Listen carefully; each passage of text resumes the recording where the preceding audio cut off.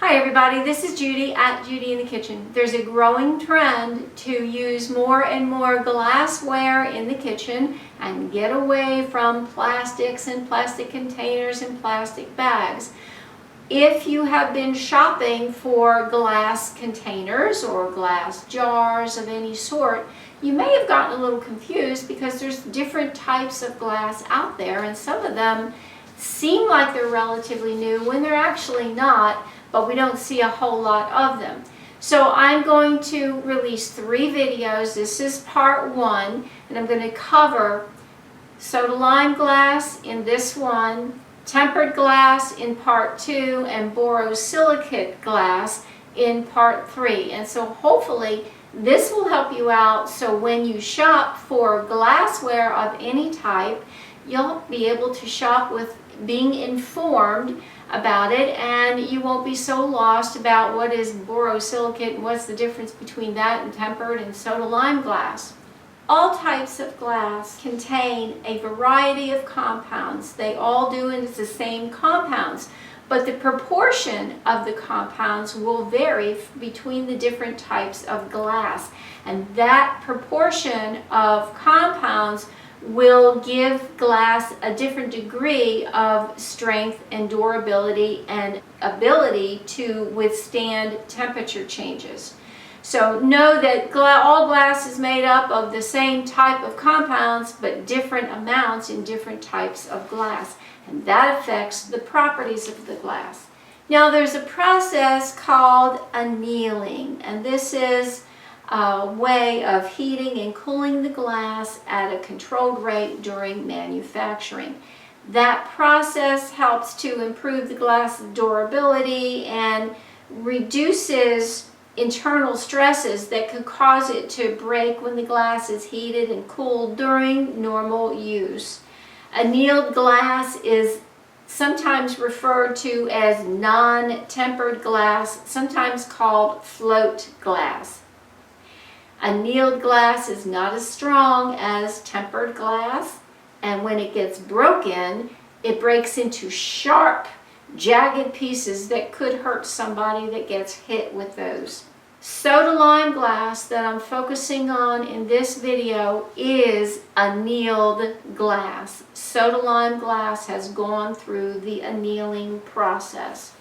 It might be referred to as soda lime silica glass, or annealed glass, or float glass, like I mentioned earlier. Soda lime glass is used in making window panes, light bulbs, and food glass containers like jars that you might buy pickles in, or mustard, or pasta sauce, or glass beverage bottles like tea bottles or something like that. Those are soda lime glass. More importantly, mason jars are made with soda lime glass.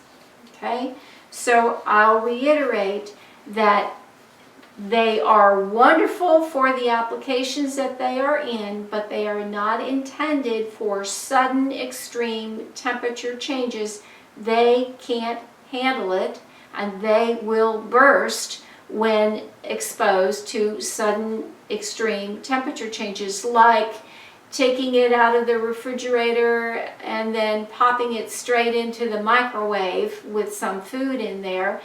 It could possibly burst, or maybe putting it in the oven, which you shouldn't do with soda lime glass, and then taking it out and putting it in the refrigerator, something like that, will not work.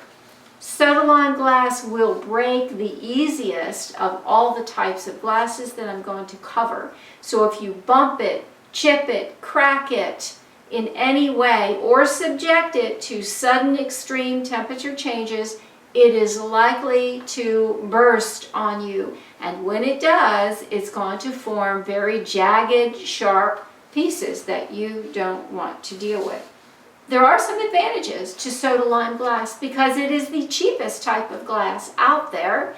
It's smooth, it's non-porous, it's not going to leach any flavors into food that is in there, and food is not going to impart any flavors into the glassware.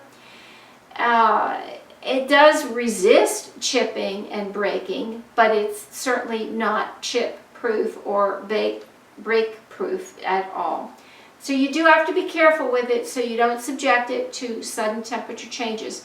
And it works very well for many applications, especially if you're canning food, as long as you follow the protocol that you should as far as not subjecting those mason jars to sudden temperature changes. Everything should be fine. If you want to ask me what type of glass is my favorite type, I will not answer because I don't have a favorite type of glass. I use all types of glass in the kitchen, and they all have their advantages and their disadvantages to some degree. So they're all great as long as you treat them appropriately. I do hope this helps. Stay tuned for part 2, and where we'll cover tempered glass.